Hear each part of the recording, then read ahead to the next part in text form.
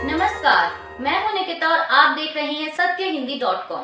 चलिए एक नजर डालते हैं अब तक की सुर्खियों पर। उपराष्ट्रपति जगदीप धनखड़ द्वारा प्रधानमंत्री नरेंद्र मोदी की तुलना महात्मा गांधी से किए जाने को लेकर कांग्रेस ने उन पर निशाना साधा है।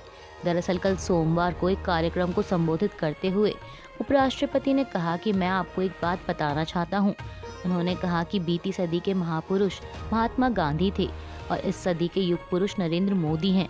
उपराष्ट्रपति ने कहा कि महात्मा गांधी ने सच्चाई और अहिंसा से हमें ब्रिटिशों की गुलामी से आज़ाद कराया था और प्रधानमंत्री मोदी ने हमें प्रगति की राह पर आगे बढ़ाया, जिसे हम हमेशा देखना चाहते थे। अब उनके इस बयान की आलोचना करते हुए कांग्रेस नेता मनिकम टैगोर ने इसे शर्मनाक बताया है। उन्होंने कहा कि सर, अगर आप महात्मा गांधी से तुलना करते हैं तो ये शर्मनाक है। हम सब जानते हैं कि चापलूसी की एक सीमा होती है और आप उस सीमा को पार कर चुके हैं। कांग्रेस नेता ने कहा कि अपनी कुर्सी और पद पर रहकर चापलूस बनने से कोई मूल्य नहीं बढ़ता। उत्तरकाशी टनल हादसे को 17 दिन का समय बीत चुका है, लेकिन अभी तक सुरंग में फंसे मजदूरों को बाहर नहीं निकाला जा सका। हालांकि अधिकारियों का कहना है कि मजदूरों को जल्द ही सुरक्षित बाहर निकाल लिया जाएगा, लेकिन रेस्क्यू ऑपरेशन में लगातार आ रही परेशानियों को देखते हुए ऐसा नहीं लगता। पहले ड्रिलिंग कर रही ऑगर मशीन का खराब होना और अब खराब मौसम रेस्क्यू ऑपरेशन में नई मुसीबतें खड़ी कर सकता है। दरअसल मौसम विभाग ने राज्य में अगले 24 घंटे के लिए बारिश और ओलावृष्टि की आशंका जताई है। ऐसे में वैज्ञानिकों का कहना है कि इससे रेस्क्यू ऑपरेशन में परेशानी आ सकती है। वहीं सुरंग में फंसे ऑगर मशीन के टूटे हुए हिस्सों को निकालने का काम जारी है और मैनुअल ड्रिलिंग भी शुरू कर दी गई है। इसके अलावा 86 मीटर की वर्टिकल ड्रिलिंग होनी है, जिसमें अब तक 36 मीटर की खुदाई हो चुकी है। इजराइल और हमास में जारी 4 दिन के युद्ध विराम के बीच हमास ने कल सोमवार को 11 बंधकों का चौथा बैच रिहा किया। इस बात की जानकारी इजरायली सुरक्षा बल IDF द्वारा दी गई। IDF ने एक बयान में कहा कि रेड क्रॉस से मिली जानकारी के आधार पर 11 बंधक वर्तमान में इजरायली क्षेत्र में जा रहे हैं। वहीं इसके बदले में इजराइल ने भी 33 फिलिस्तीनी नागरिकों को इजरायली जेलों से रिहा किया है। इजराइल द्वारा रिहा किए गए 33 फिलिस्तीनी नागरिक मंगलवार तड़के पूर्वी यरूशलेम और वेस्ट बैंक शहर रामल्ला पहुंचे। इस बारे में जानकारी देते हुए कतर के विदेश मंत्रालय के प्रवक्ता माजिद अल अंसारी ने एक्स पर लिखा कि 33 फिलिस्तीनियों को इस्राएली जेलों से रिहा किया गया। आपको बता दें कि इस्राएल और हमास के बीच हुए बंधकों की रिहाई के समझौते में हमास ने भी इस्राएल के आगे फिलिस्तीनी कैदियों को रिहा करने की शर्त रखी थी, जिसके तहत हमास ने कहा था कि वह 50 बंधकों के बदले इस्राएली जेलों में बंद 150 फिलिस्तीनी नागरिकों की रिहाई चाहता है। इस आधार पर दोनों देशों के बीच ये 4 दिनों के युद्ध विराम का समझौता हुआ। इजराइल और हमास ने युद्ध विराम का समय बढ़ाने पर सहमति व्यक्त की है। समाचार एजेंसी AP के मुताबिक इजराइल और हमास कल सोमवार को युद्ध विराम को 2 और दिनों के लिए बढ़ाने पर सहमत हुए। इससे इस्राएली द्वारा कैद किए गए फिलिस्तीनी नागरिकों और हमास द्वारा बंधक बनाए गए लोगों की रिहाई की संभावना बढ़ गई है। मीडिया रिपोर्ट्स के मुताबिक इस्राएल ने कहा है कि वह प्रत्येक 10 और बंधकों की रिहाई के लिए संघर्ष विराम को 1 दिन बढ़ा देगा। वहीं संघर्ष में मध्यस्थता रख रहे कतर की घोषणा के बाद हमास ने भी पुष्टि की कि वह समान शर्तों के तहत 2 दिन के विस्तार पर सहमत हो गया है। ऐसे में कतर द्वारा घोषित 2 और दिनों के संघर्ष विराम के समझौते ने आगे विस्तार की उम्मीदें जगाईं, जिससे गजा में अधिक सहायता की भी अनुमति मिल गई। बता दें कि 2.3 मिलियन फिलिस्तीनियों के लिए वहाँ स्थितियाँ गंभीर बनी हुई हैं, जो हफ्तों तक इजरायली बमबारी और ज़मीनी हमले से पीड़ित हैं, जिसने 3/4 आबादी को अपने घरों से निकाल दिया है।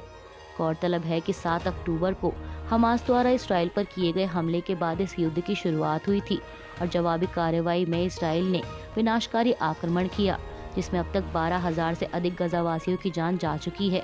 वहीं हमास द्वारा किए गए हमलों में 1200 इसराइली मारे गए थे और हमास ने 240 लोगों को बंधक बनाया था।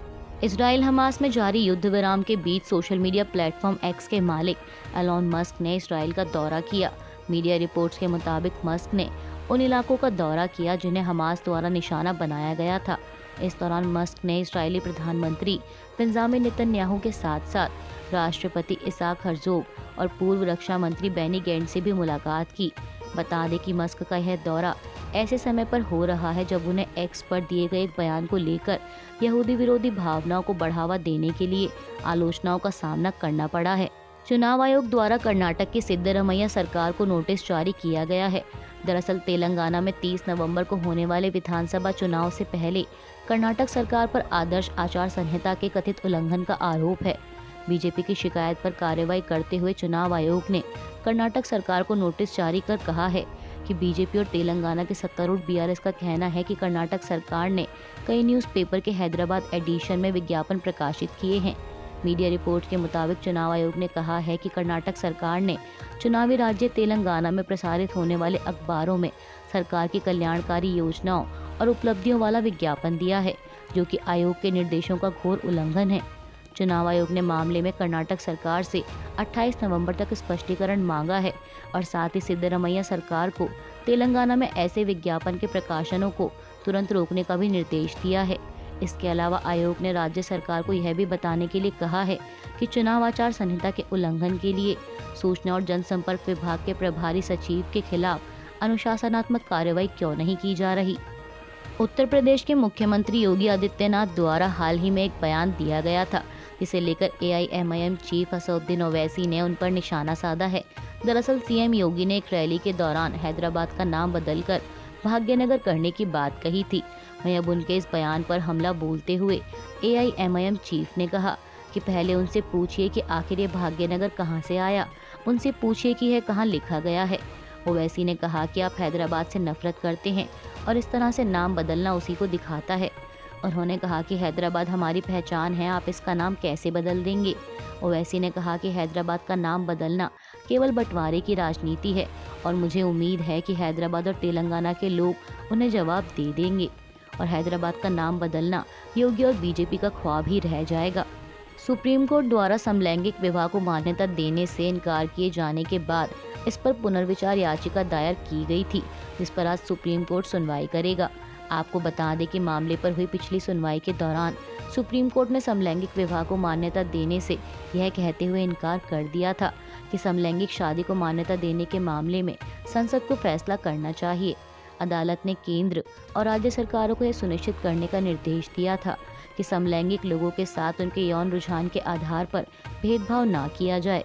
वहीं सुप्रीम कोर्ट के इस फैसले से समलैंगिक जोड़े काफी निराश हुए थे और कोर्ट के फैसले के खिलाफ रिव्यू पिटीशन दायर की गई थी। अमेरिका ने हाल ही में खालिस्तानी अलगाववादी गुरपतवंत सिंह पन्नू की हत्या की साजिश को नाकाम कर दिया था और मामले को लेकर भारत के समक्ष चिंता जताई थी कि शायद भारत सरकार को इस साजिश की जानकारी हो सकती है। वहीं भारत की ओर से कहा गया था कि इस मामले को गंभीरता से लिया गया है। इस बीच अब कनाडा के कमिश्नर संजय कुमार वर्मा का एक बयान सामने आया है, जिसमें उन्होंने कहा कि अमेरिका ने गुरपतवंत सिंह पन्नू की कथित हत्या की साजिश के मामले में भारतीय कनेक्शन को लेकर कुछ कानूनी सबूत दिए हैं और अमेरिका द्वारा जिस भारतीय कनेक्शन की बात की गई है उसका मतलब भारत सरकार से कनेक्शन नहीं है, बल्कि भारत में रह रहे कुछ लोगों से इसे जोड़कर देखा गया है। संजय कुमार वर्मा ने कनाडाई टीवी चैनल CTV को दिए एक इंटरव्यू के दौरान यह बात कही। अमेरिका द्वारा दिए गए इनपुट के बारे में पूछे जाने पर उन्होंने कहा कि वे इनपुट अमेरिका में गैंगस्टरों, ड्रग तस्करों, आतंकवादियों और बंदूक चलाने वालों के बीच एक सांठगांठ है और ऐसी धारणा है कि कुछ भारतीय भी इसमें शामिल हैं, जैसा कि अमेरिका ने दावा किया है। वर्मा ने कहा कि इसके मुताबिक भारत जांच के लिए तैयार है, क्योंकि हमें ऐसे इनपुट मिले हैं जो कानूनी रूप से पेश करने योग्य हैं। अभी के लिए बस इतना ही। बाकी की खबरों के लिए जुड़े रहिए सत्यहिंदी.com के साथ।